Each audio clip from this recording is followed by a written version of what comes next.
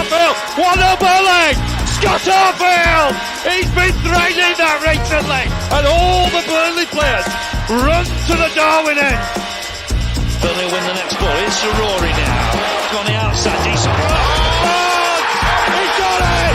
Ashley Barnes with it! What a cross from Rory! And there was Ashley Barnes! And Burnley leading the derby. Knocks it quickly. Finds Benson in space at the byline. Can Burnley get a goal here? Back for Brownell. Saved by the keeper! Burnley won it to the end! That is magnificent! They deserve that!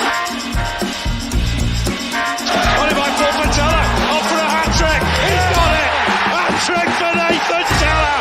Oh, he's on fire at the minute! 3-0 Burnley! It's Nathan Teller's day! And Burnley are 3 up here. Fantastic derby. Here's Benson. Can he go on the outside? Comes inside. He's having a shot. Oh, the goal! Manuel Benson once more! That is top class! Burnley have done it! Fantastic! Clarets deserve the championship title. They've been the best side throughout the campaign. Burnley have won the second tier. What a fantastic achievement. The players have been magnificent.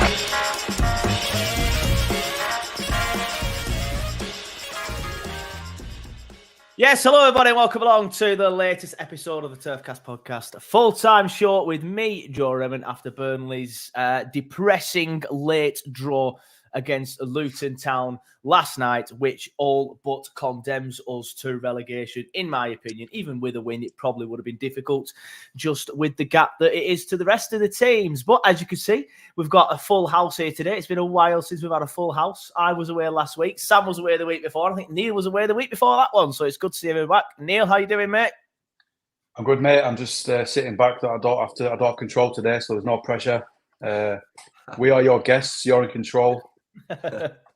What I will say, Neil, is I was impressed last week with the way that you put in like a little itinerary in the WhatsApp group so Sam knew what you were talking about. I never do that. So you're more organised than I have ever been, so fair play. Just to keep me right, because otherwise I'd have just been baffled and lost. Yeah, fair enough. And obviously at the bottom is there everyone's favourite Yorkshireman, Sam from Clarets Roundup. How you doing, mate? Yeah, I would, better before I watched the game last night, but it is what it is, isn't it? Yeah, nice to see you two at least. Yeah, well, there is that. I had a good day yesterday, apart from the result. So look, the way that I saw it, I said it in the chat yesterday, is the football's done now, so you've got the rest of your weekend. Just enjoy it. You don't have to don't have to worry about it. Just enjoy your weekend. I do hate playing on Friday nights, but there is that aspect to it now. Like I'm just going to sit down and watch football all day, to be honest. I tell a lie. I've got to take my little boy to a party at about 4 or 5 o'clock. But apart from that, after this, sitting in front of the telly, vegetating, going to be the same again tomorrow. And by then, I'll just completely forgotten how dreadful we are. But before we get started, I just want to remind everybody that the Turfcast podcast full-time show is officially sponsored by Wave Car Finance.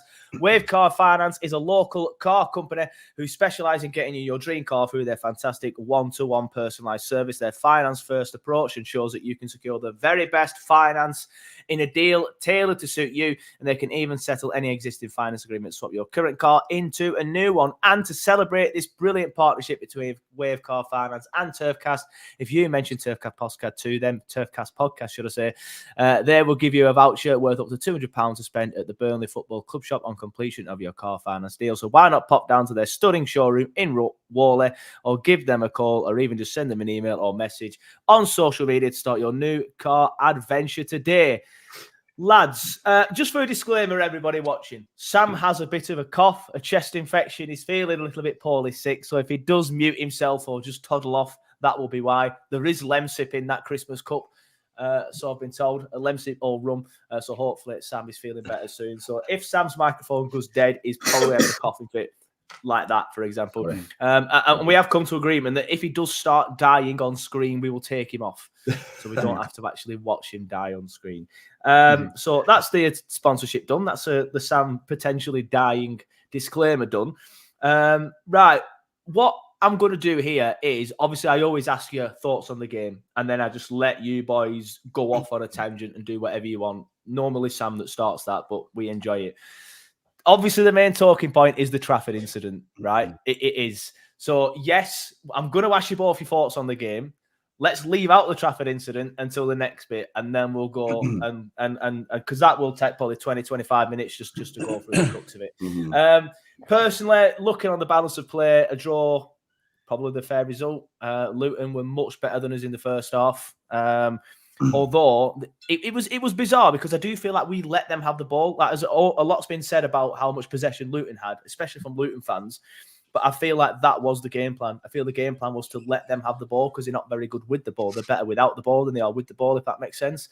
So I think that was part of the game plan, which in a way worked because even though they were better than us in that first half, they didn't create any clear-cut chances. And other than the goal, I can't really remember a chance that they had, to be honest with you. There was a cross that came in at one point for somebody that was a little bit overhit. But again, that's part of the plan, just letting them have it. So it's one of them. I do feel that was the game plan, but I feel on the balance of play, a draw was a fair result. Second half, we were better, but eventually went back into it and invited pressure too early by going 5 at the back in the 70th minute. So yeah, bizarre one. Sam, your thoughts, please, mate. How long have you got? Not honestly, mate. Just not good, really, is it? Like, I mean, you know, we're a club that did so well in the Championship last season. Came up, spent £110 million. The investment looks absolutely non-existent. We've talked in recent weeks when performances have been better. That performance yesterday was so half-assed. Like, there was what they did well was, like you said, they're better off out of possession. They didn't have to create because they knew that a piece would get them a goal or something sloppy would get them a goal. Something sloppy got them a goal. When we went forward, we looked good bar the final ball. We had so many opportunities to get that second goal, and we just rush it, and there's no composure in this team at all. Like, Zeki's finish was brilliant. It was such a good goal, and it's the only time when our midfield played the ball into Foster's feet and allowed her to be able to turn and get it out wide. That's the first time we did it. Every other time, it was a loop ball over the top, getting Foster to run onto it. The team with Goodmanson in the nicest possible way to Johan. I love Johan. I absolutely love him. But that, as soon as you put Johan in that team, that entire right-hand side is a negative.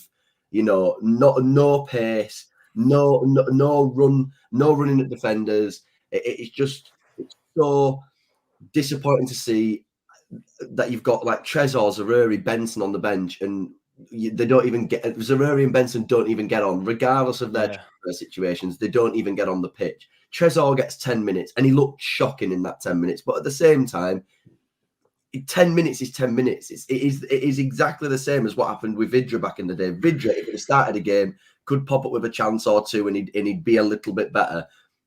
Getting 10 minutes in a game, you've got to get used to the style of play. You've got to get used to the game, ease into the game. Luton were on top for that entire 20 minutes when we went 5 at the back because we just invited pressure. Just invited pressure, yeah. And we said it in the chat, didn't we? Like, you've got all these wingers on the bench, and you bring Connor Roberts on to go a 5 back against Luton, who haven't threatened your goal when you've got 4 at the back. So as soon as we went 5 at the back, we got the ball forward in bursts, tried to counter-attack football, and we just missed that cutting edge. We missed that composure on the ball. Too many people get the ball and think, how quickly can I get rid of it? We play football. We play it to feet. We did it all last year. It just proves that this team is not good enough, not competent enough for this league. And we deserve to get relegated off performances like that because this season we are getting used to mediocrity by sitting there and having too much pride, having too much pride about the club that we support. Yes, we support Burnley. This isn't good enough at all, not even slightly. This is one of the worst Burnley teams we've ever watched play football. It is absolutely terrible now. And how much longer are we all going to sit there and say, oh, but it's Burnley, it'll get better? This is shocking now. So right now, how can you be happy about anything? It's terrible. Fair enough, Sam. Harsh words, but fair enough. Fair enough. I can't really disagree with a lot of it. To be fair, it's as Neil said. In fact, Neil, I won't steal your thunder because you'll probably want to say it now about the season being a write-off and stuff. But I presume you're right now, Neil. Yeah. Yeah. So your thoughts on the game, then, please, mate, and then we will get to the comments, guys. I will read some comments out soon. So keep them coming in. But your thoughts on the game, please, Neil. I can't really disagree with anything Sam said there. I think we miss Sander Bird a lot because Cullen's just is non-existent at this level. Well, none of them are really existent, but Cullen's so out of his depth at this level, which is the biggest shock because he was that good last year. But yeah, it's just to carry on with what you said there. I did say it in the group chat is that I'm annoyed now because I see there's loads of people saying, "Oh, we'll just go back down and come back up again." Well, I've said it before. What is the point of that? There's no point in doing that. It's if you've got a project. If I've got a project, I'm going to build a house, and I get the bottom floor done 2 months ahead of schedule. I'm not going to wait 2 months to do the rest of it. I'm going to bring it forward. Whereas this club just seems to have got ahead of schedule and then sitting down on it and just waiting for the next phase of the plan, regardless, and just move things forward. We're in the Premier League, so give it a go. But the write-off comment that you sort of suggested there is, it feels like they're not arsed this year. It's like, oh, let's give it a go, lads. We'll get you ready for the Premier League in 3 years instead of being ready now. Because all that's going to happen is we'll go down. The ones who are good enough we'll get rid of. So we'll get a whole new bunch of. And then they won't be ready for the Premier League. And this is just going to carry on and carry on and carry on. And eventually we'll become Norwich and eventually become Stoke, which is not what any of us wanted.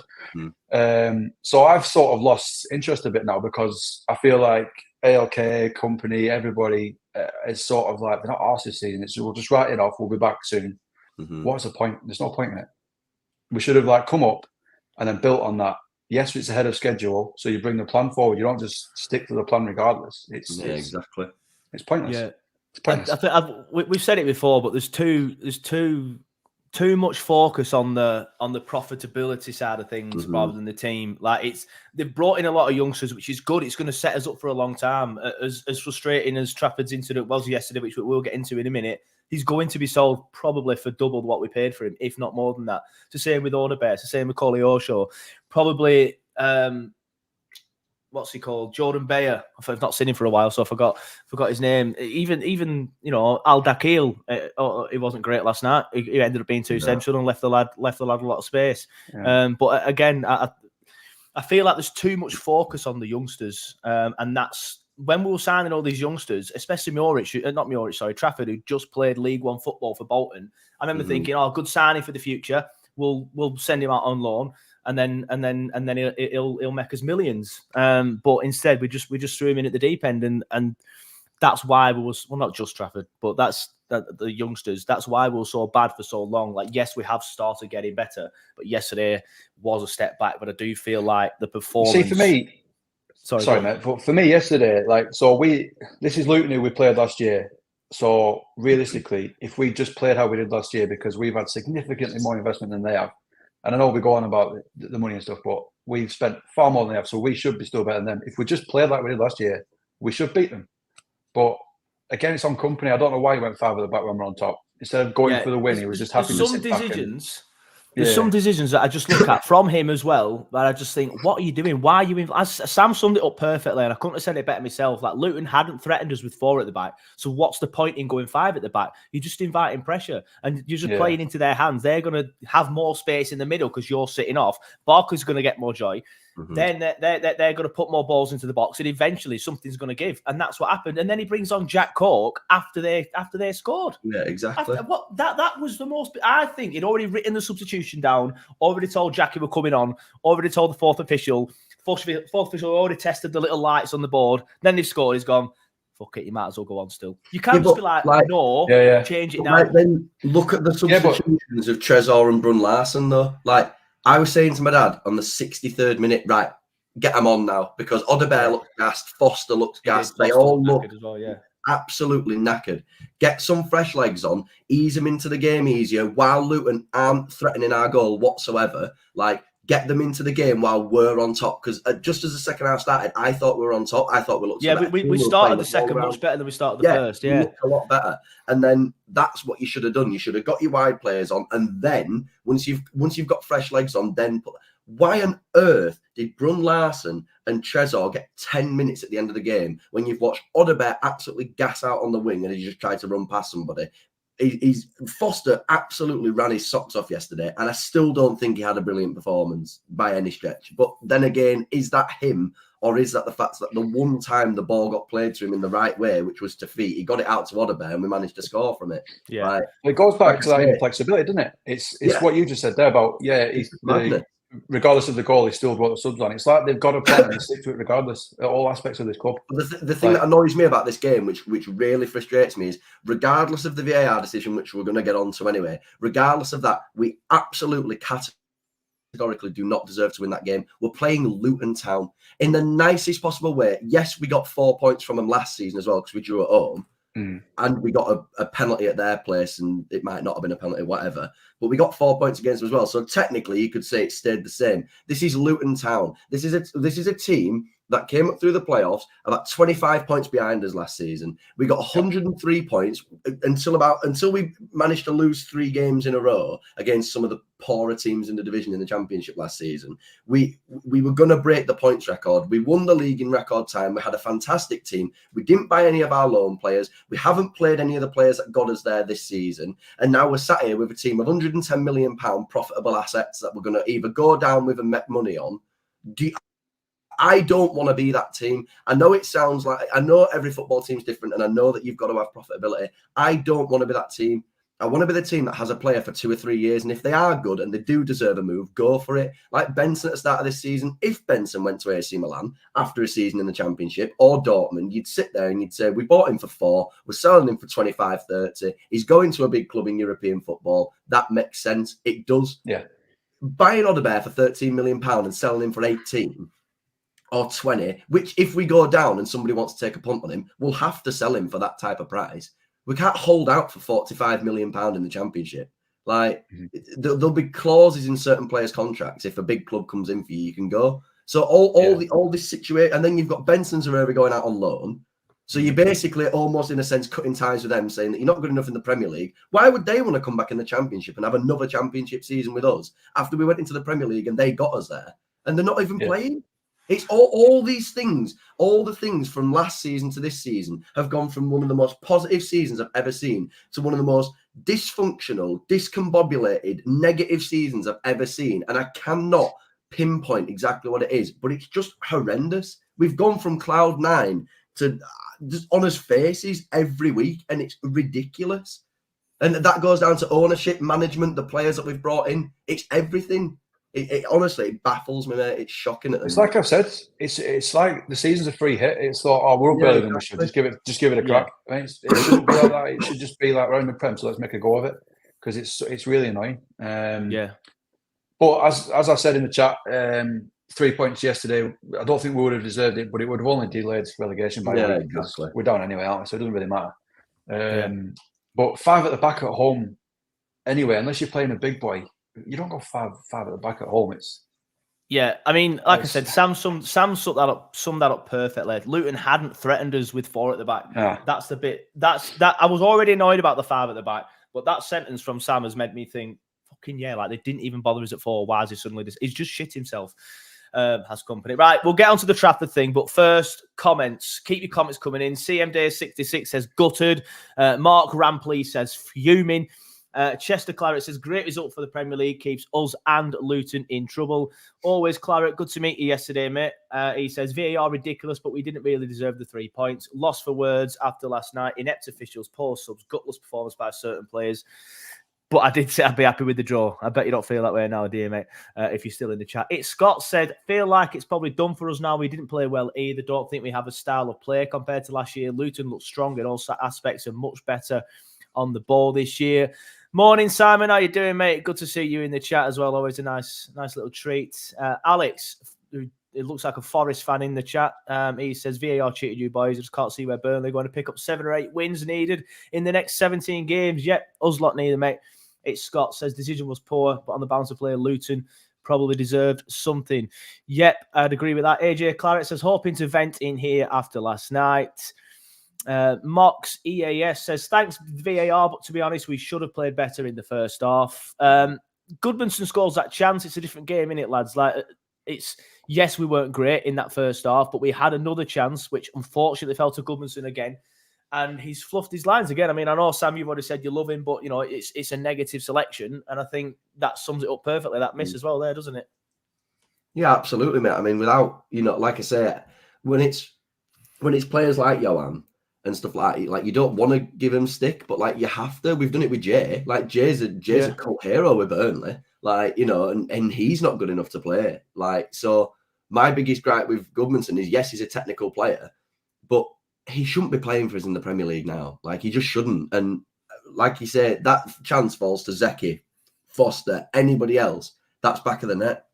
100%, it falls to Goodmanson. He's fluffed his lines a couple of times this season, like the header the other week, and then this one. It's like, how many times are we going to keep going through the same stuff every single week? And like, to be fair, that lineup yesterday, I mean, I know we've got injuries and stuff, but that is horrendous. Like £110 million worth of investment. And we have a back four of Vitinho, fullback, Ekdal, brilliant as well. He was unbelievable. Ekdal class. I know that O'Shea played well as well. He's absolute, like, at the start of the season on paper, I was so buzzing with that signing. He was horrendous. The guy is absolutely rubbish. He's rubbish. He's so, and the moment that backs that up, why on earth, when you lose the ball, do you then run back into Ekdal, who's about to clear it, and run into him? You Doyle him, get out of the way.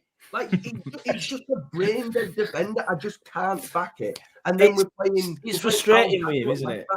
Yeah, I mean, the Al-Dakhil at left-back thing we'll get onto, but that weren't great. I would have personally had Roberts in there at right-back, maybe Vitinho at left-back, and obviously the same too. But with O'Shea, again, he was better last night, but he has these moments. He still always has these moments where he's just not concentrating. He just loses concentration for like 20 seconds, does something ridiculous, either gives the ball away or, like you said, runs into somebody, and then fucks up his performance. And I do think I really want to like him, because on paper he was a perfect signing. He's a championship regular. He's the captain at 24. He's captain West Brom for not just one season, like 2 or 3 seasons. So there's inevitable natural growth in his career. He deserved a Premier League move on merit. He's come to us and he's so out of his depth. And whether or not that's the fact that he's playing in inconsistent back fours, he's playing in one of the worst Burnley defences I've seen for a long time. I don't know whether or not it's being in front of a goalkeeper he doesn't trust. Regardless, because I actually think, like I say, I think Trafford's been brilliant the last couple of weeks. But this guy should not start another game until he, because clearly, if we're going off of the documentary, if you need 150 training sessions, he needs 300, because he has no idea what's going on. Like, honestly. Yep, fair enough. Keep your comments coming in. Just as honestly, I've lost pretty much all of them. They've been far too fast, the comments today. Matthew Corbett says, can't really blame anyone other than us. We should have killed the game when we could. Then going 5 at the back, the whole match management was jolly poor. Jacob Rogers says, I agree with that performance, but we had the better chances. We did. And I think that was part of the game plan. Just that's because we had Ekdal and O'Shea in there, which, that wouldn't be the 2 centre-backs that I'd start if everybody was fit. But they did well with it, Ekdal and O'Shea. They did well with the balls into the box, because they're probably the best 2 centre-backs we have at heading. So I felt that they dealt with it quite well until, obviously, the last moment. Fernandez says, the back 4 looked as good as we've had all season. That kind of backs up what I'm saying there with that. They did in the air, but then there was still some incidents. Paul Yates actually does say Ekdal too slow for the PL. I thought he played well yesterday, Ekdal. There was a couple of moments where he was slow, but he recovered well. And just going back to the JBG incident, always Clarets says, why did JBG use his right foot for that chance? But Paul Yates does say JBG tracks back where others don't. That kind of backs up what Sam says, to be fair, about the negativity part of it, because that's obviously the thought process that companies having. He's probably thinking, well, he tracks back, so I'll put him in there rather than having another fair player in there. Right. Let's get into it. Trafford incident. It's split fans in a way, which I'm surprised at. I think the majority of Burnley fans think it's a foul. And get your comments coming in. Let me know now what you think about the their goal. I won't go first on this one. I've put what I've put what I've said on Twitter already, but I'm kind of like half on the fence, but not. I'll get into it in a minute. I'll let you two fight this one out first, and I'll put my splinters. He's got splinters. essentially, I'm just going to say what Harry. That is my thought process there. What Harry's put. That is me. I do think it is a foul, but I also think he needs to be stronger. Like, I'll go first then now because I've been accused of a But number one, it's a floated ball. It's not the type of ball that you come for. Nick Pope, number one? Right. Say I know it's harsh to compare these three, and I don't like it when people do it. But that goal does not go in. He doesn't even get a header if we have Nick Pope, Ben Mee, and James Tarkowski at the back. It just doesn't happen. Trafford wasn't strong enough. The two defenders weren't strong enough in that moment. Trafford, he's made the wrong decision by coming out. I don't know why he's come out for that type of cross at that time when, as we've mentioned already, Ekdal and O'Shea won everything in the air. I just don't understand why he's coming out there. And then if you are going to make that decision to come out, fair enough. But when you do, be stronger. Make sure you're going to get it. If you're going to make the decision, go and get it. But at the same time, it's a foul because he just steps across him and blocks his run. In no way, shape or form is he trying to play the ball. And that is part of the ruling that says it should be a foul. So I just think it's poor all round. It's poor decision from Trafford, poor execution from Trafford. The two defenders are just stood there watching him. Whoever, fucking Morris, whoever it was, scores. They're just watching him, probably because they've seen Trafford coming, so they've kind of stepped off. I don't know. It was just poor all round and a poor decision from the referee as well. But are you telling me if Liverpool and Man United were playing on a Sunday at 4 o'clock and the whole world was watching, that would not be given? There's no chance. It would 100% be given. So it's poor from Trafford, poor from the rest, poor from VAR. It's just poor all round. That's my opinion on it. It is a foul, but Trafford, we shouldn't even be in that position because Trafford shouldn't have come for that ball, personally. And then if he is coming for it, stronger. Neil, your thoughts, please, mate. Yes, mate. So I will start by saying I thought Trafford did very well because I know that. I will put that out there. He played well again last night. He really well, right? That kind of it seems to be one of these things where, like, you can criticise any player, but the minute you criticise Trafford, you get loads of people jumping on you. It's like he's untouchable somehow. So he's not beyond fault. How young he is. I think it is, but that's also the problem of how young and small and not commanding he is. Exactly that. Yeah. So for me, I don't think it's a foul, and the reason I don't think it's a foul, the only thing about it, and I'm sure we'll get onto it in Sunday, is it's the consistency of it. So I agree with you about Liverpool Man United. That would be a pen. I don't think it's a foul because he shouldn't have. Any competent keeper who commands his area and he's big enough just takes everybody out there and grabs the ball anyway. But for me, I don't think it's a foul because he sort of comes out and he doesn't actually jump. So where you're saying Adebayo, whatever he's called, is it Adebayo? Yeah, Elijah Adebayo. Yeah. I think you say Adebayo instead of Adebayo. Adebayo. Yeah. He doesn't go for the ball, but neither does Trafford because he comes out and half-assed decides to go for it, then thinks, oh, I'm getting fouled, so doesn't and backs out of it himself. And I think Trafford's looking to go down, looking to get the foul because he knows he's not going to get the ball. But having said that, it shouldn't be in that position anyway. And as I just say, a competent keeper just comes out and grabs it and takes everyone anyway. That's not to say I don't think Trafford's competent. I just don't think he's in a position where he's physically strong enough or confident enough to be vocal enough to just bollock everyone to tell him to move because he has no command of that area.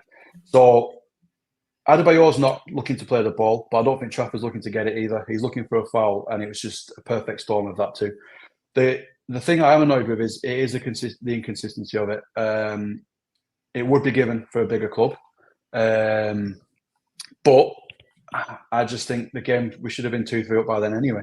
So it should have been 3-1. But at the end of the day, I think I've said it a few times now, a win would have only delayed relegation by a week. So it doesn't really matter in the grand scheme of things. But I personally don't think it was a foul. I think it was a coming together of two people who neither of them actually had any intention of getting the ball.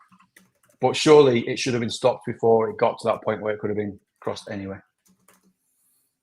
Yeah, fair enough. Sam's been sitting back, observing, waiting for his moment, thinking about what the lads are saying. I'll bring Sam in a second because I do want to quickly get some comments back in. There's obviously one on screen there.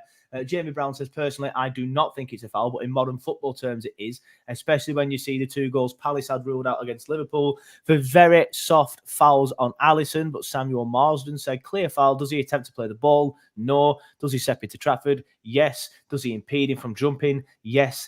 Anything else may be true, but irrelevant if he's soft's not getting there. Fair enough. I do agree with all that, but at the same time, I do think it's relevant that he is soft and not getting there, because if he just stays in his net, it's not even a debate.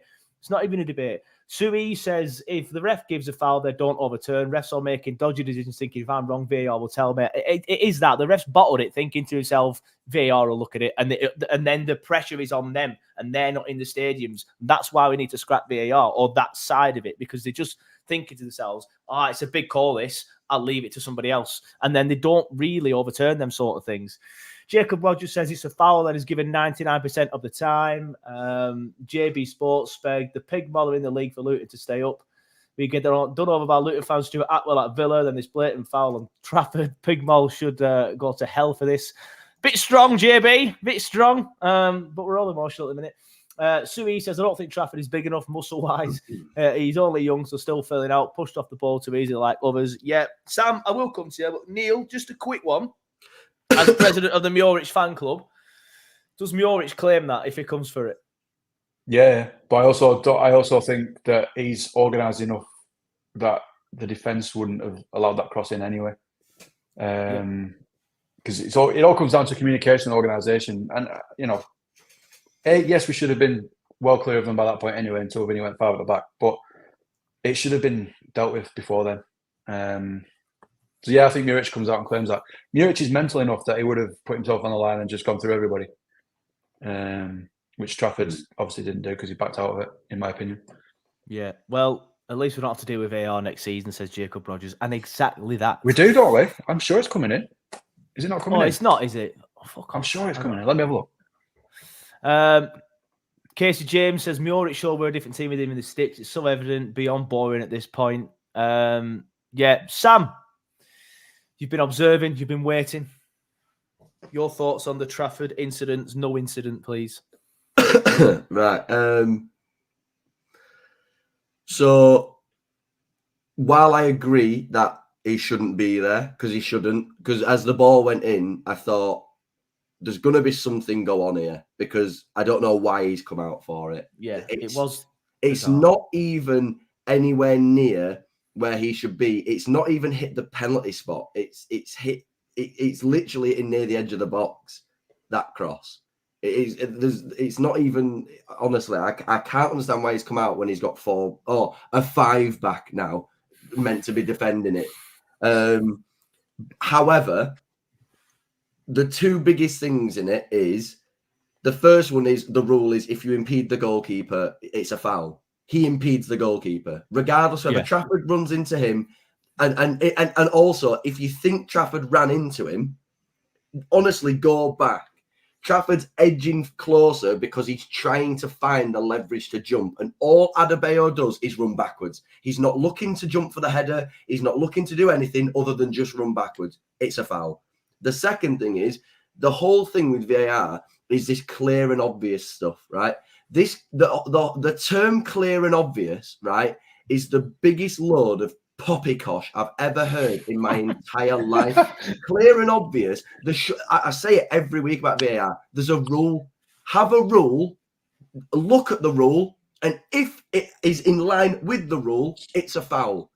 Don't have all this clear and obvious stuff to leave it up to other people's opinions. VAR is brought in to help referees with clear ruling. It's not there to have a referee look at a situation and make his decision from his opinion, and then go to 4 other weirdos in some room nowhere near the stadium, use their opinions to decide whether or not it's a foul. Have a rule and just stick with it. That's a foul because he impedes the goalkeeper. It's not about whether or not it's a soft foul or not. He impedes the goalkeeper without playing the ball. He doesn't, because he doesn't play the ball, because he doesn't even jump for the header. So he's not bothered about winning the ball. He's just bothered about impeding Trafford. So regardless whether Trafford shouldn't be there anyway and is too small and Muric would have claimed it, his only sole purpose in that move, Adebayo, is to impede Trafford. Carlton Morris manages to beat 3 other defenders to an header because they all sit there just stare at the ball thinking it's going to be a foul when you can't do that.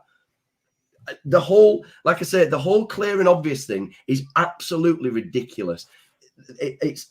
We have rules in football, just like when the ball goes out the sideline, it's a throw-in. You don't look at it and go, is that a throw-in or is that a free kick? It's a throw-in. So it's the same thing. We've gone over it for the last 5-6 years with handballs. We've had it this year with the Sander Berge incident where it's a handball because it's touched him here. It's the sleeve line. If it's hit him there, it's not a handball. But you lot at Stockley Park turn around and go, well, I can't really see. It's not Liverpool, City, Chelsea and all that lot. We'll just say it's no goal because it doesn't really matter. Burnley don't make us any money. It's an absolute joke. VAR is rubbish. Standard of refereeing shocking. We've had 6-7 points taken away from us from VAR this year. It's absolute dross. Bored of the league. We're playing rubbish regardless, but the Premier League is an absolute...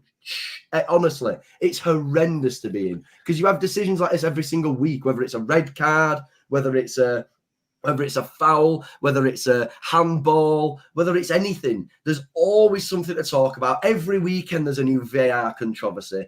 And if there's that much controversy over it, just get away from it. Because clearly it's rubbish. It's absolutely terrible. So just to put this comment on here from Desmore, banned from seeing... There's obviously some... You're rebelling, mate, for number one. I didn't ban the guy for saying VAR was correct. I've said myself, I think it's a foul, but Trafford should be stronger. He was being a wind-up merchant, mate, and that's why it was banned. And if you continue, you will be as well. I'm not in the fucking mood for knobheads like you. In fact, fuck it, I'm just going to do it now anyway, sorry, mate. But I agree with everything you're saying. I agree with everything you're saying, Sam, to be honest. It's a joke. Are you telling me all these people that are just trying to be wind-up merchants and say VAR was correct? The only, well, there's obviously Burnley fans that do think that it isn't a foul, but the majority of people, pundits and stuff like that, all say it's a foul.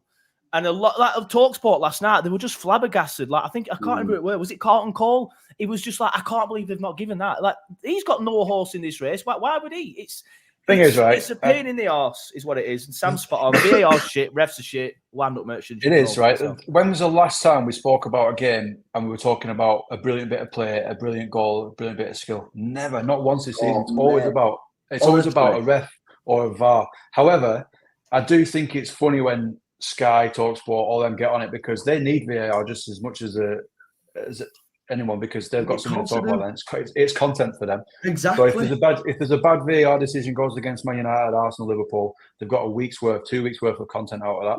Mm-hmm. So they love it. So if they take VAR away, Sky they're going to have to talk about good players again, and they don't want to do that. But that's the annoying thing this season is that there's not one game where you look at it and you're talking about, oh, did you see Haaland there? Did you see De Bruyne? Well, it's not De Bruyne, he's not played, but you know what I mean? There's no one talking about what a pass that was or that bit of skill or that flick or no one talks about Garnacho's overhead kick. They're talking about a VAR, and it's annoying. It's meant to be an entertaining league, and it's not. We're talking about a decision. It's funny because when they were brought VAR in, the argument was, "Oh, we're just talking about referees every single week, so this will get rid of that." But all we've done now is elevate it to the next step, and we just talk about VAR every week. So we're making referees. We're making referees famous. Always Clarets just put it there. That Mike Dean's got a section on Sky Sports. They've made a feature out of this, so they know that they're going to have something to talk about. Like ref watch. The refs just want to be famous now, and I think Sky and TNT, BT, whatever they're called, they're all feeding that. But my biggest thing is as well, though, like you've made the point that I've made about football for so long now, like, and it might sound like a rant, and I do apologise, but like, never apologise for a rant. Yeah, everyone loves the Sam rant, mate. Everyone loves the Sam rant. As John says, go on, Sam. So obviously, we had the whole thing a couple of years ago with the Super League, where they're talking about bringing all the best clubs in the world and putting them into one little section where they can all just make money off of each other, because that's what football's all about now. It's all about making money. Same with broadcasters. You've got situations now where I have to tune into BT and I have to listen to Robbie Savage tell me about football. I've played better football standard than Robbie Savage has. He's an awful footballer. He's played for some terrible teams. He's played for Birmingham, Derby and Blackburn, right? And he's sat there telling me what decisions are correct. Honestly, it baffles me that we're sat in this world of football now where, like Neil says, you don't have a Ronaldinho taking 6 players on and having an absolute worldie. Because if somebody does do that, it's trumped by a handball that's hit somebody on the knee. And it hits them in the knee and they go, hang on, go to VAR with that. It's hit his knee. Give an handball. It's a red card as well. Give a penalty. Because they're all just so incompetent. They have no idea what they're doing. The ruling is so inconsistent. It's all down to you decide what you think and we'll go with it.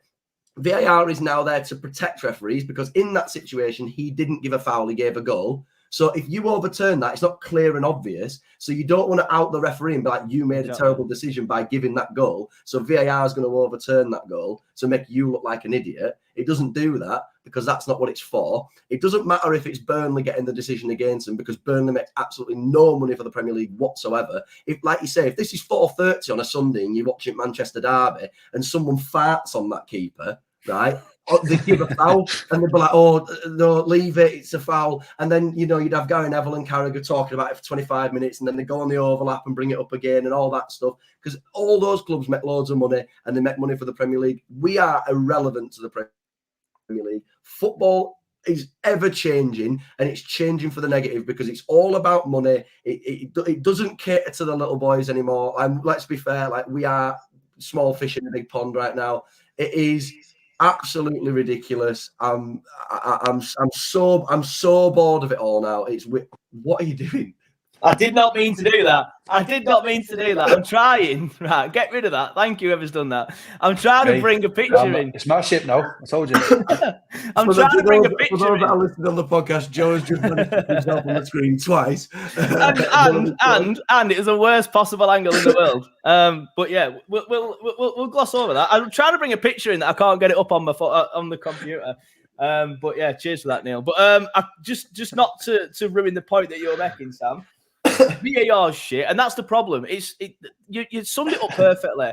Where they just don't want. Everyone's laughing at me now. Jacob's laughing. Archie's laughing.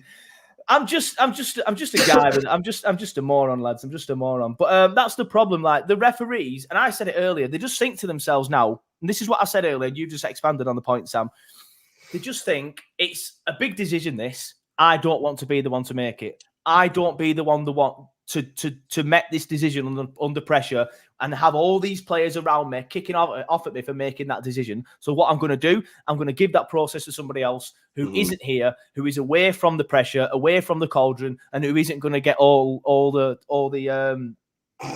negativity. I'm not that old. I'm actually the second youngest here. But you know what? Right, don't attack me. It shouldn't have brought me in straight on screen, by the way. I don't know why it did that. I don't know why it put me straight on screen. It should have put me in the green room thing, unless one of you two lads has stitched me up and brought me in.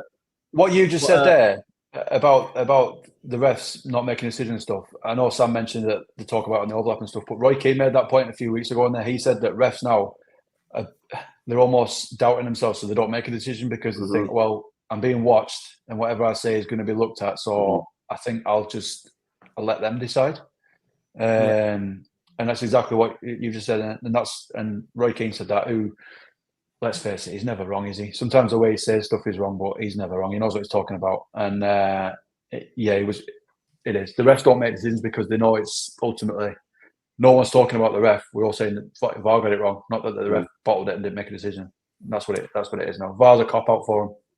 Yeah, I mean, going back to the comment that JB said earlier about Pigball can go to hell, and he said here, I said he was quite strong, and he said here, like, you say I was strong, but Pigball have cost us 10 to 12 points this season.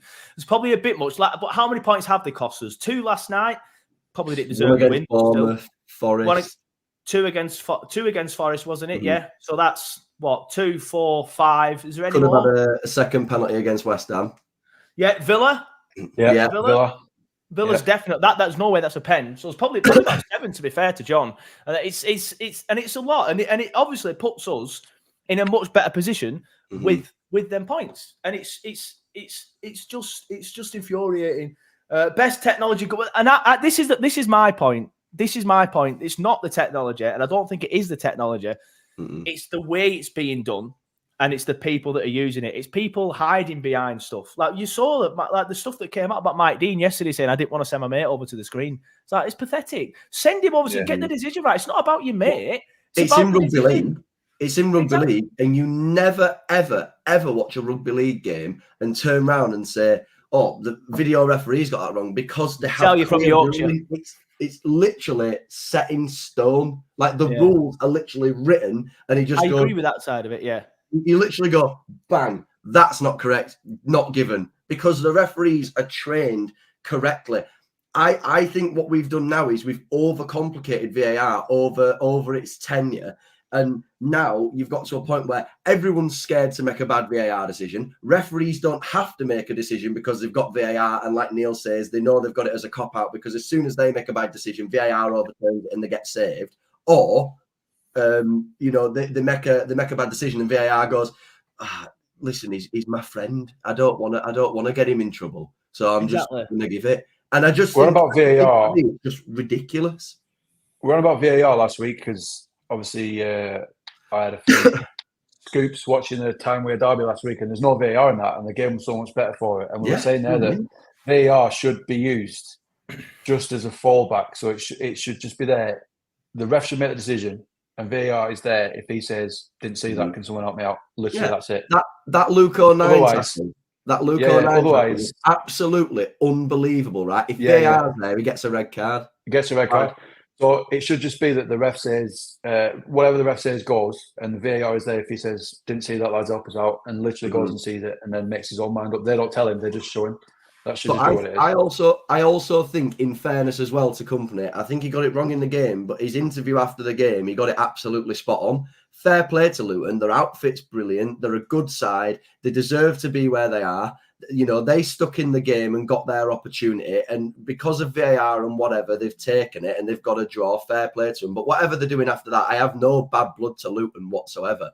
And he's also then said, but in the game, like, how on earth can we be sat here now having a conversation 3, 4, 5, 6 years into VAR and it's still have issues? How can you still go into every season with issues with the ruling? The ruling changes, so then you have to relearn it in a new way, and then you get it wrong. So then they turn around and go, "Oh well, there's something wrong with that. We need to change it again."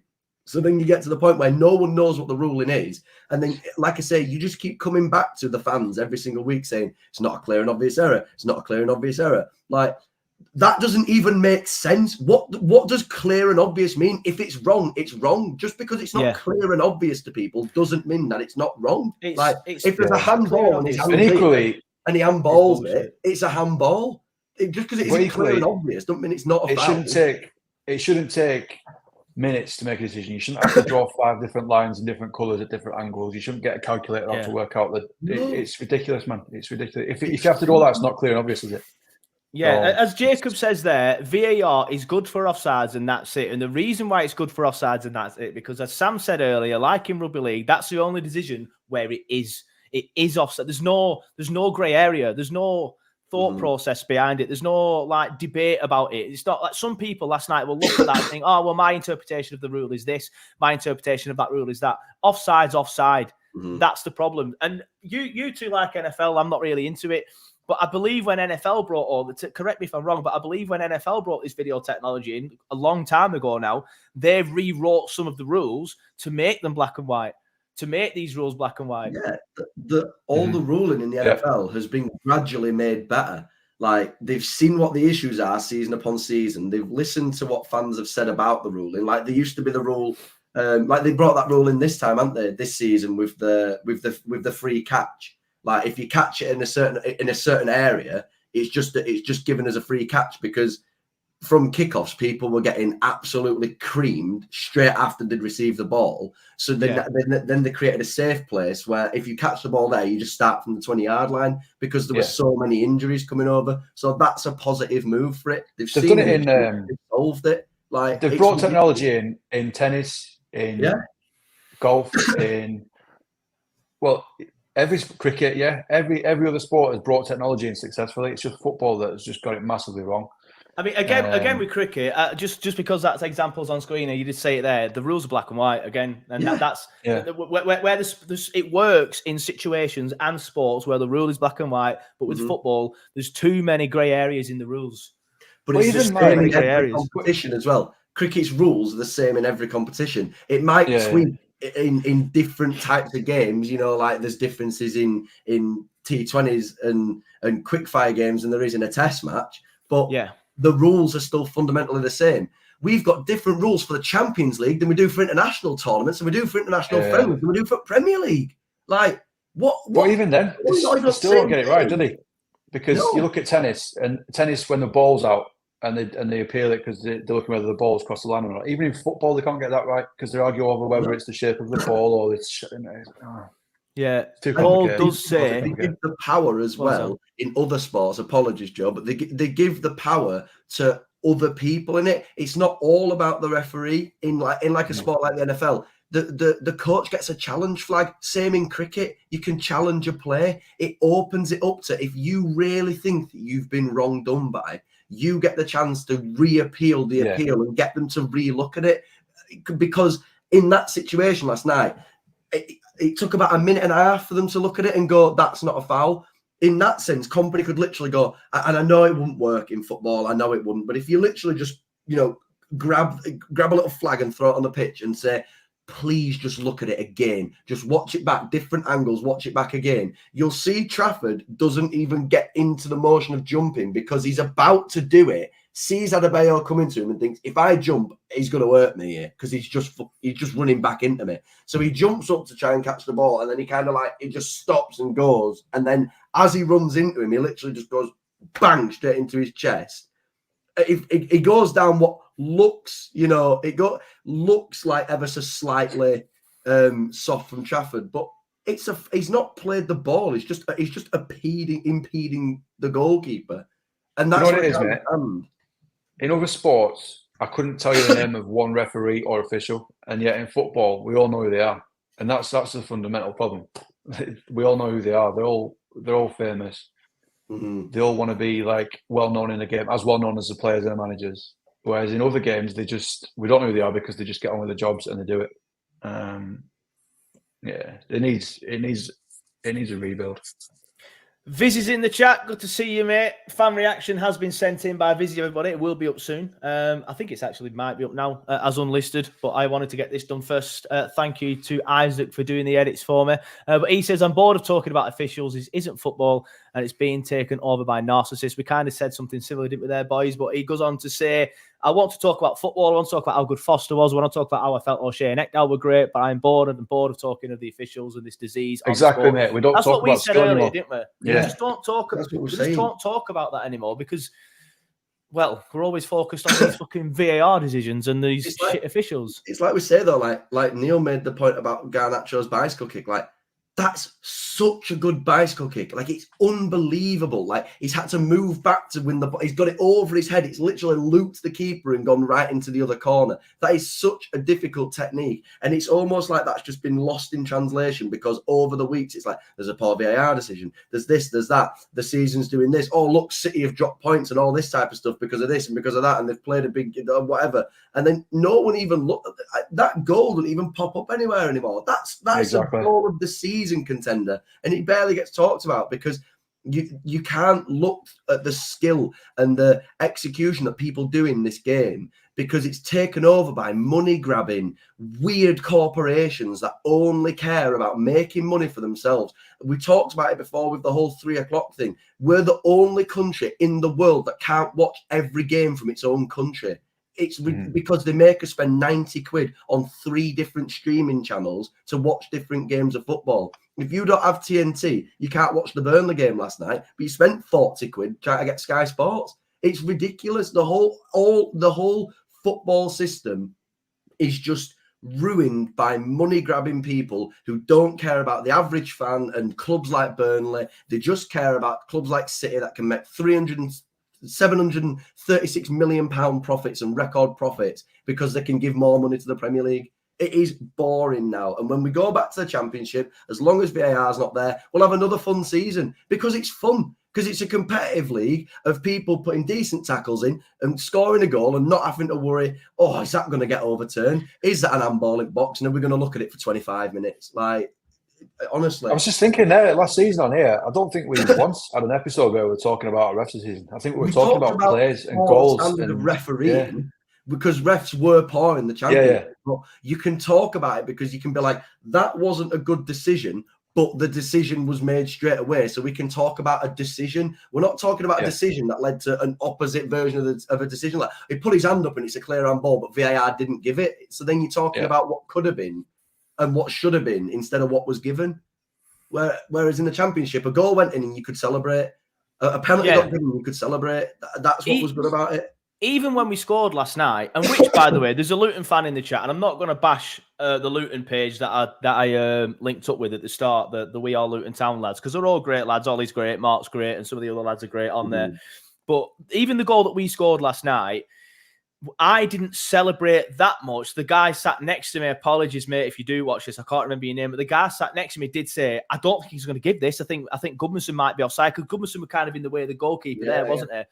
And so we didn't really celebrate. And then we just sort of like went, oh, is he going to give it? There were no official check on the screens. And then the ball just went to the, oh, yeah, we'll score sort of thing. And that kind of ruins it. But the reason why I mentioned the We Are Luton Town thing is because they were going mental at that point. Oh, this is a foul. This is a blatant foul. Look, he's in the way. He's in the way. He's in the way. And then as soon as there's one where it's definitely a foul on ours, they're like, no, it's just good play. It's just good play. And that's the problem. This is the problem. A lot of football fans will just put their glasses on and they won't criticise. And this is what I respect about Mark Goldbridge. And I know he's not everyone's cup of tea, but he just calls out officials all the time, no matter whether it's anti-United decision or a pro-United decision. If the officials have got it wrong and he feels they've got it wrong, he'll say it. But fans don't, and fans need to unite on this and all tell the fucking VAR and the PGMOL or whatever it's called that they are shit and not fit for purpose. There is no point bringing in VAR for great decisions like this and then having referees hide behind it. Because I know Paul did say earlier in the chat, well, if there wasn't no VAR, it'd still get given because there it is. He says if VAR is only for offsides, the Luton goal stands as the ref gave it. Yes, he did. But I feel like the ref's given it because he knows, as we've said earlier a couple of times, he's just hiding behind the VAR. Said, this decision not for me, let VAR sort it. Whereas if VAR wasn't there, I don't think he does that. I just think he gives a foul, personally. Yeah, I agree. I think what we're in now is a position where, like, you just genuinely can't win, in fairness. Like, yes, fair enough. But like I say, I don't know. I feel like I'd rather have that. I feel like I'd rather have a referee just get a decision wrong and then spend ages talking about how bad the refereeing decision is than having a ref give a poor decision and then somebody else backing that poor decision up. Because that just adds insult to injury. Like, that's just more annoying. Like, and on the balance of play, we can go back to the performance. I don't think on merit we deserved to win the game anyway. I still think we were, we squandered possession. We didn't have a lot of composure on the ball. We had a lot of opportunities where we got forward and couldn't make it stick. We had a lot of times when we were doubled up on them. We were 4 against 3, 4 against 5 against 3, 5 against 4. And we just couldn't get that ball out from under his feet and pick the right pass. But at the same time, like, if you're not getting helped by the officials that are there to officiate the game, then you're just in for a recipe for disaster because there's no what you can do as a fan. Like, and it sounds horrendous, but I'm like, even after the game last night, like, even before it, I'm still more looking forward to the NFL playoffs tonight because at least in that sport, it's going to be fair. There is bad decisions in it, but at least they just make them, and then you can talk about it the next day. At least you don't have some guy upstairs reviewing it for 27 minutes to come back to the worst decision in the world. Like, unless you throw a challenge flag on as a coach, you don't always get the chance to go back to that review. So, like I say, mate, football's gone in a weird way over the last couple of years. It's come to the forefront as this corporate view on football, and like I say, it's all to do with money And the older I've got from watching football, the more you don't see R9s anymore. You don't see a player that can run through and beat 9 players and tap the ball in back at net and score 136 fantastic goals over and over again and hit the ball from outside box. The only player really in the Premier League that does that is De Bruyne. And he's a special player. Everybody else is just like, he's like a robot on the pitch. And then you score a goal and you can't celebrate because it's got to go to VAR. And like I say, just honestly, mate, it just absolutely bores the life out of me. Bores the life out of me. And that comment there as well, I have Chris Sutton and Robbie Savage trying to tell me about football. Honestly, I've got more JB, big toe. I'm glad you mentioned that because I'll put it on screen for JB because he has put the same comment in the chat 3 times. I did see it the first time, JB, mate, but I didn't want to go too hard on it because I'm just like Sam, mate. I'm just fed up of talking about it now. But it's most people think it's a foul, and it is what it is. But we've spent. I'm just going to say that we've spent a long time on that, about 40 minutes on that one decision. Which is why I waited. But I'm going to bring something in that I tried to bring in when I embarrassed myself by putting an undershot point of view. Is this picture? And it is the rules of football. Impeding the progress of an opponent without contact. Impeding the progress of an opponent means moving into the opponent's path to obstruct, block, slow down, or force a change in the direction when the ball is not within play distance of either player. By that, it's a foul, right? Exactly. That's the written rule. Black and white. Still no. They're both Still running. no. Fair enough. It's black and white. Like, Trafford's not impeding Adebayo because Adebayo's not playing the ball. No, but I don't think either going. I don't think Trafford's not going for the ball. Maybe ball that way. Yeah, but if the ball the ball's going that direction, right, and I'm running for the ball, and you run across me to make me slow down, right, and then you run to the ball. The ball. Hang on. Are you in the wrong, or am I in the wrong for running a straight line, or are you in the wrong for running across my path? No, I'm in the wrong for running your path, but that's not what happened. So what happened yesterday? The ball's coming in. It's not happened. The ball's coming in. They're both running that way. So they're not even. The ball's coming that way. They're both going towards each other. Like this. You turn your back on me, young man. You there? I'm not looking at you. That chair just coming towards me. Then that chair just coming. I'm like, what's he doing? That's what Trafford saw. So Trafford goes like this. And Trafford's all listen is that. That's not going for the ball. That's impeding the goalkeeper. And the thing is as well, he's not even the one who scored the goal. So he can't have been playing the ball because the ball went nowhere near him. For those who can't see that, basically Sam demoed with his chair, so I just got a massive chair coming towards me, and I don't know how to respond. Well, at least the main talking point of the show now will be Sam's chair and not my nostrils. So I do appreciate that one. Obviously, lads, we're already over an hour, but there's so much we need to talk about, so we'll probably have to skip most of it. But there's still a couple of things I do want to talk about. We'll try not dwell on them too much. Man of the match shouts, Neil. Echo. Yeah. He was. Yeah, I'm going to say Ekdal, full house. Get your comments in, man of the match. But yeah, for me, especially to say that it's been thrown in there at the last minute in the biggest game of the season so far. I do think it was a perfect game for him because he's good in the air, and that's where their main threat is. Again, a little bit weak at the time of the goal. He wasn't the only one though, but he was comfortable on the ball. A little bit slow in moments, but recovered well because he reads the game very well and very good in the air. Very good in the air. There were no O'Shea moments from him, put it that way. And even though I feel O'Shea in that, because I do feel O'Shea is getting better, and I do feel he played well last night, just as Sam said earlier, he just has too many stupid moments where he just loses concentration. You reckon that's a fair assessment on Ekdal? I just think he's so good. Like you say, he's an intelligent defender, so he knows he doesn't have the pace, so he gets in the right position first. You very rarely see Ekdal get wrong side of his man, not win a header, turn the wrong way. The only time I saw Ekdal under any pressure was the time Al Dakil passed him the ball about 2 yards away, and he passed it like he blew on it, and that was the only time I saw him under any pressure all night. I honestly just think he had a flawless performance. He's one of the only players that can hold his head up and say, I had nothing to do with that. Ekdal's played at a good international level, and you can tell. You can tell he plays at a strong international level. Yeah. It really does show. Consistent international, European football, very, very good defender.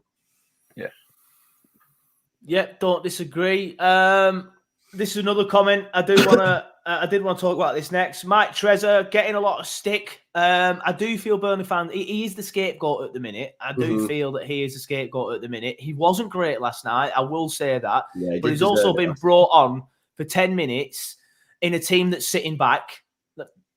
There's some stuff where I just think, what's that decision there? Like, why have you done that there? But he wasn't the reason we lost that last night. Like it was Trafford's decision making and other factors, JBG's finishing, company's decision making, but yet everybody's just focused on Trezor. He did touch the ball because I remember him giving it away a couple of times. He wasn't great, but I don't see why he's a scapegoat. I honestly don't. Couldn't do it in 10 minutes. No, especially in a team, if we were pushing for a goal, if we were pushing for the equaliser, he might have been able to do something in them 10 minutes because we'd have been pushing, but we're sitting back. I think it's the wrong decision to actually bring him on in that kind of game. They said it in commentary though, didn't they? Like they literally said it in commentary. Like every Burnley player is in the Burnley half, every single one. And that's not Mike Trezor's game. So it's not. They were saying that from the 75th minute. They were saying from the 75th minute. All the Burnley players in the Burnley and that's half. on Company going at 5 at the back and telling them to sit back. That's not on Trezor. But we're not allowed to criticise Company. We're not allowed to criticise JBG. Not allowed to criticise Trafford. But yet Trezor gets the shit all the time, and I feel sorry for him because we probably won't see him here for much longer now. If we go down, I can't see him staying, and it's just the only way back on him. That's what I was saying earlier, mate. The only way that he can turn it round, the feeling now, is if he goes on an amazing run, scores 15 goals, and keeps us up. But that's just not going to happen. Play. You've got to play longer than 10 minutes to do that. That's the hard thing. He had three games, didn't he? Or two games in a row where he started the game, and then got dropped against Villa. Yeah, no, but then in the Liverpool game, played well in them. But in the Liverpool game, like I thought it was really good. I thought that was his best performance was in the Liverpool game, like where he was bringing the ball down and turning people and putting the ball into decent areas. Like, what are you going to get in 10 minutes? It's like, and like I say, we sound like a broken record because we've had the conversation before, but we had the same with Vydra. Like Vydra, if he'd have started a game, showed over like a 6-month spell where we had no strikers that he could score goals, he could affect the game. And my main strike force back in the day was Vydra and Wood. I thought it was a great strike force, and I think it really, really worked. I've always, because of the Sam Vokes and Danny Ings and all that stuff, and Andre Graham Vokes, like I've always liked a big striker who can knock it down to a fast player. I just think it's brilliant. What we now have with Trezor is like he gets 10 minutes, doesn't play well because he can't get up to the pace of the game. Then everyone goes, he's not good enough. See, I told you. It's like, not really, because Josh Brownhill has been getting stick from everybody, and there's more warranted stick on Brownhill because he plays 90 minutes every game. Like, so you see more of him to be able to give him stick for. Like, you know, I just think it's madness, mate. But shame for him. But then you've got, like I say, Benson and Zareri just sat on bench, like basically with the bags packed, ready to leave now. And fair play to him. I'd go as well. He's not been treated fairly in the slightest. Yep, fair enough. And obviously, something else I do want to mention is new signing David Fofana has been announced. Sorry, Sam. It seems to have cut you off. And me and Neil are still here. I do, mate. I do, Neil. How's it going? Good. You can't, Neil, you're miles. I can actually see Sam at the bottom of the screen trying to get on. But yeah, David Fofana, however you pronounce it, new signing, comes in, joins from Chelsea on loan for 6 months. I already feel sorry for him, even though he's not played a game for us, because he's come into a side that he's going to go down, and there's going to be all this negativity around for the rest of the season, and then he's going to leave. I mean, he might not be that arsed about the negativity if he's just here for 6 months and leaves. So maybe he's not. I don't think he's that bothered anyways. He got 2 goals in 17 games for Union Berlin. Yeah, I mean, well, that's it. Your thoughts on it, because obviously his stats at Berlin are underwhelming. But Nathan Tellers, I mean, there is that as well. Your thoughts on it, then, mate? You'd rather see Obafemi get a chance? We've got him. He's our player. It's the recruitment. It's the recruitment again, and it's like I don't actually know what the point of him is.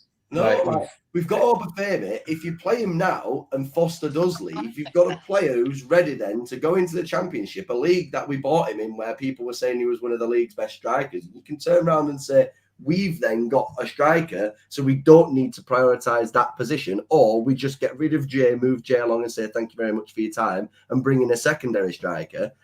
But instead, it's like we're going to bring in some guy who has no obligation to buy afterwards, on loan for 6 months into a team that is almost doomed for relegation, to then leave in 6 months, potentially lose Foster and be left with Jay Rodriguez and have to buy another striker. Because I can't see us playing Obafemi from the start of the season next season. Like, if we go down, I can't see him turning around and going, oh, yeah, Obafemi's going to go straight in there now. Because he hasn't touched a pitch since West Brom away, at home, sorry. Yeah. Like, it's just crazy. But is he going to play? Also, it is what it is. Like, if he's good first. But. Yeah, is Vinny even going to play him? I mean, is he going to play him? Because he tends to play these types of players more than our own players, doesn't he? Yeah. So. Yeah, but it's going to mean him dropping Foster. So I can't see him doing that. Unless he's planning on dropping Zeki, but I can't see him doing that because he's not a Zeki. I mean, I don't know anything about this David Fofana, but it does not look like a 10 at all. He's obviously a striker, so it's obviously back up for Foster. So yeah, are we gonna see much about him? I don't think he'll play that much. I really don't. No, I think he just Foster doesn't play. Yeah, but he's there as a backup to Foster, I think. Which again brings us full circle back down to what is the point of Obafemi. But yeah, like I say, I just think we're in a bit of a weird position now, because even like if we bring in this centre mid from Marseille for £15 million, it's like, is he going to drop into the Championship with us? Like, he might do, but like, I mean, for me, we only have a handful of players that I think would leave us. I also think we're sleeping on like players like Odebear and Koleosho, like we're guaranteed to keep them. Like, if we have Benson and Zereri go out on loan, in my opinion, because of how they've been treated in the Premier League, they're almost gone, because what are you coming back to? Like, no, but do you know what I mean? Like, what are you actually coming back to? Like, you're coming back to a manager and an owner who was willing to let you go when you were a key player, who didn't play when you were a key player just because, I mean, from Zereri's perspective, you got a red card at the start of the season and you haven't touched the pitch since.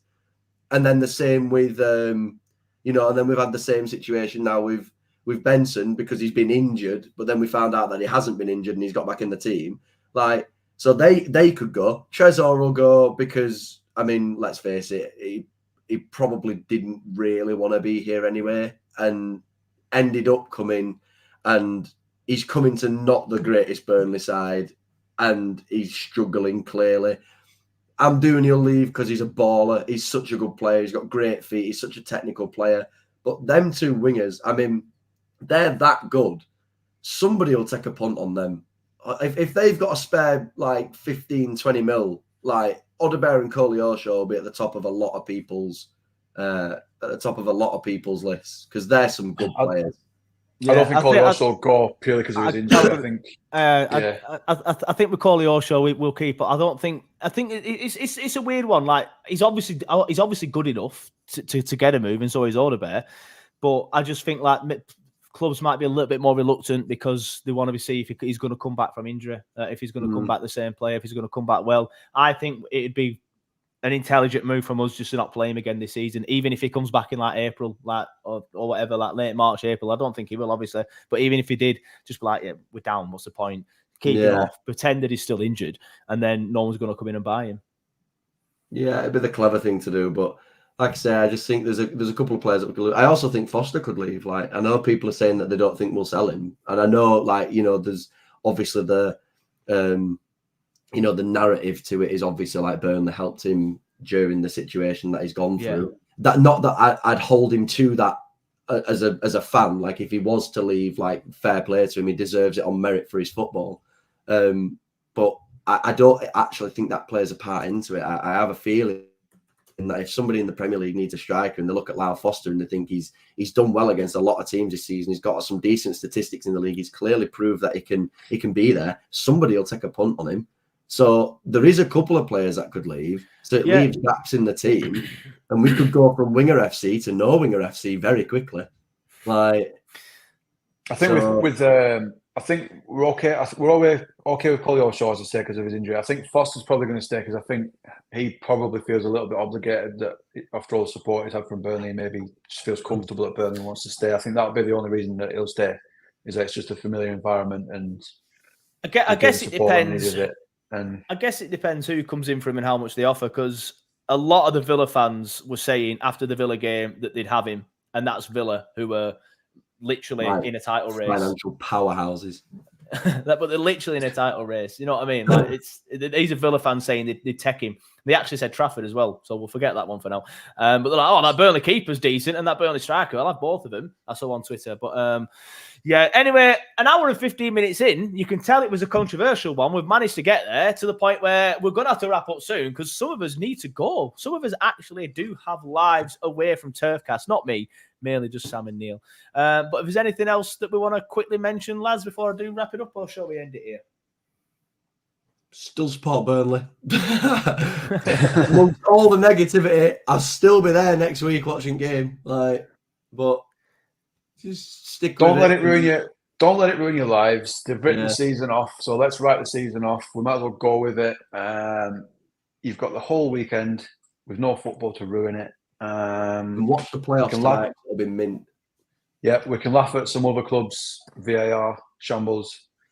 You know what? The only thing I'm looking forward to today is the fact that I know there will be an incident where a very similar incident of ours is given as a free kick, and then I'm just going to get pissed off again. That's what I'm annoyed about. I'm just going to get annoyed about. We get a decision on a Friday, and then Saturday, the late kickoff, the same thing will happen, and you'll be like, oh, that looks similar, and that was a foul. So why is ours not? Exactly. And I'm just going to get annoyed again. And I'm just going to get pissed off again. And it's just not going to be good. But anyway, we'll end it here. Kurt Leeman says, thanks, lads. Up the Clarets. Thanks, Kurt. Yeah, great show, lads. Appreciate you coming on. Neil, thank you. I know you're a busy man, so it's always a pleasure to get you on. Sam, it's been a while. Well, a while since I've had you. You're obviously on last week. So it's good to have a full house again. Hopefully we'll have more soon. Paul Yates says, support the Clarets, poppycock to the Premier League. Agree with that, mate. But we're just going to have to get used to that mentality now, aren't we? Because we are not going to be in the Premier League for much longer, which isn't the worst thing in the world. Just quickly put that back up there in case anyone complains. Not that they will. But thanks, everybody, for watching. Thanks, everybody, for commenting. If you have come late and only been watching the last 5 or 10 minutes or whatever, as soon as I press end stream, you can watch the video back at your leisure, as you all know, and the podcast will be up pretty much straight away. But thanks, everyone, for watching. Thanks, everyone, for listening, and we will see you next time.